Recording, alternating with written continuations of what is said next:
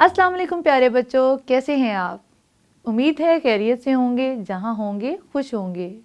आज की क्लास में जिस टॉपिक को हम डिस्कस करने जा रहे हैं वो है impact of human actions on food chain in an ecosystem. Specific उन्वान जिसको हम डिस्कस करने जा रहे हैं, इसका ये मतलब है कि ह्यूमन एक्शन, ह्यूमन एक्टिविटीज़ जो हम अपनी डेली एक्टिविटीज़ करते हैं उनका हमारे इन्वायरमेंट के ऊपर क्या असर है, वो क्या असरात मुरतब करती है हमारे इन्वायरमेंट पे। तो सबसे पहले मैं आपको ये बताना चाहती हूँ, पुराने वक्तों में जो ह्यूमन एक्टिविटीज़ थी उनका बहुत माइनर सा इफ़ेक्ट था हमारे इन्वायरमेंट पे, क्योंकि इंसान जो थे वो जंगलों में रहते थे या उनकी ज़िंदगी जो थी वो बहुत ही सादा थी, जिसकी वजह से वो इन्वायरमेंट को इतना इफ़ेक्ट नहीं करते थे। But nowadays human have major impact on the environment. आजकल हमारा जो इन्वायरमेंट के ऊपर इम्पैक्ट है बहुत ज़्यादा है। हम अपने इन्वायरमेंट को बहुत बुरे तरीके से उसके ऊपर असर कर रहे हैं।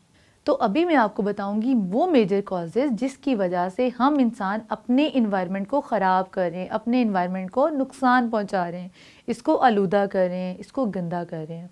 ठीक है, सबसे पहले जो मेजर इम्पैक्ट है वो है डिफॉरेस्टेशन। ठीक है, हम क्या कर रहे हैं, हम ट्रीज़ को कट डाउन कर रहे हैं, हम फॉरेस्ट को ख़त्म कर रहे हैं। अपने इर्द गिर्द जितने भी ट्रीज़ हैं, हमने देखते हैं रोज़मर्रा ज़िंदगी में रोड बनाने के लिए ट्रीज़ को कट कर दिया जाता है, घर बनाने के लिए ट्रीज़ को कट डाउन कर दिया जाता है। तो मेजर जो असर है वो है cutting down of the trees. ठीक है, जब हम ट्रीज़ को कट डाउन कर देंगे तो बहुत सारे एनिमल्स का हैबिटेट ख़त्म हो जाता है। जैसे आपको पता होगा कि आपने अपने घर में भी देखा होगा, आपके सहन में एक ट्री है तो उसके ऊपर बहुत सारे जो हैं बर्ड्स जो हैं वो रहते होंगे। ठीक है, जब आप उस ट्री को कट कर देंगे तो आप सिर्फ उस ट्री को कट नहीं करेंगे, इसका मतलब है कि आप बहुत सारे ज़िंदा चीज़ों का जो हैबिटेट है, जो उनके रहने की जगह है, उसको ख़त्म कर देंगे। ठीक है, तो दूसरा जो मेजर चीज़ है, इंसानों ने क्या किया, इन्होंने रोड बनाना शुरू कर दिए, इन्होंने सिटीज़ बनाना शुरू कर दिए। इसके लिए उन्होंने जगह को क्लियर किया, अगेन ट्रीज़ को कट डाउन किया, जंगली हयात का जो एक नेचुरल इन्वायरमेंट था उसको ख़त्म करके इन्होंने रोड बनाए और सिटीज़ को इस्टेब्लिश किया।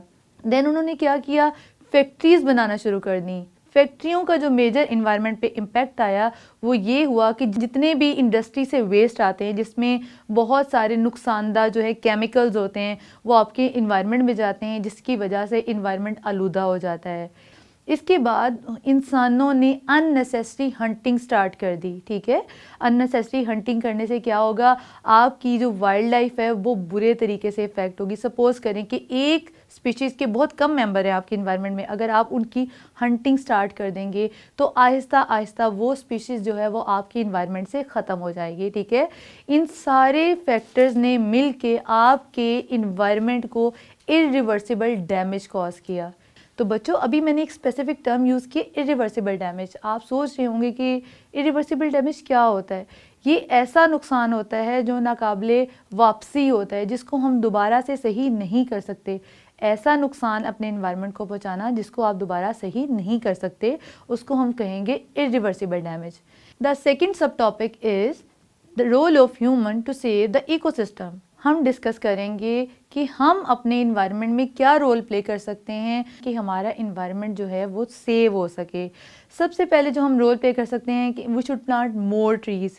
हमें ट्री प्लांट्स करने चाहिए, हमें आर्टिफिशियल फॉरेस्ट को बिल्ड करना चाहिए। ठीक है, जैसे हमारे लाहौर के करीब छांगा मांगा है, इस तरह के हमें और फॉरेस्ट जो हैं वो बनाने चाहिए ताकि जंगली हयात को नेचुरल हैबिटेट प्रोवाइड किया जा सके और ऐसी स्पीशीज़ जो हैं जो एक्सटिंक्ट हो रही हैं, जो ख़त्म हो रही हैं, जो इंडेंजर हैं, उन सब की सब को जो है वो नेचुरल हैबिटेट मिल सके ताकि वो वहाँ पे अपने आप को ग्रो कर सकें। The second one is we should establish wildlife parks. हमें वाइल्ड लाइफ पार्क्स बनाने चाहिए ताकि जो वाइल्ड लाइफ है उनको अगेन एक नेचुरल हैबिटेट मिल सके। The third point is awareness is being created to save the environment. हमें अपने लोगों में, अपने इर्द गिर्द के लोगों में आगाही फैलानी चाहिए ताकि हम अपने इन्वायरमेंट को सेव कर सकें।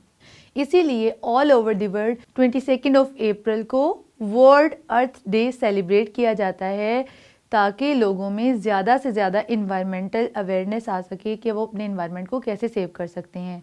इसी तरह बिल्कुल पाकिस्तान में अगस्त में जो है प्लांटेशन वीक सेलिब्रेट किया जाता है, जिसमें ज़्यादा से ज़्यादा जो हैं वो ट्रीज़ को प्लांट किया जाता है अपने इन्वायरमेंट को सेव करने के लिए।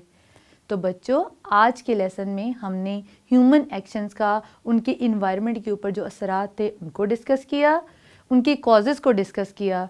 देन हमने ह्यूमन रोल को डिस्कस किया कि हम अपने इन्वायरमेंट को सेव करने के लिए क्या रोल प्ले कर सकते हैं। उम्मीद है आज का लेसन आपको समझ आया होगा। मज़ीद समझने के लिए अपनी बुक से हेल्प लीजिए। इसी के साथ मुझे दीजिए इजाज़त। अल्लाह हाफ़िज़।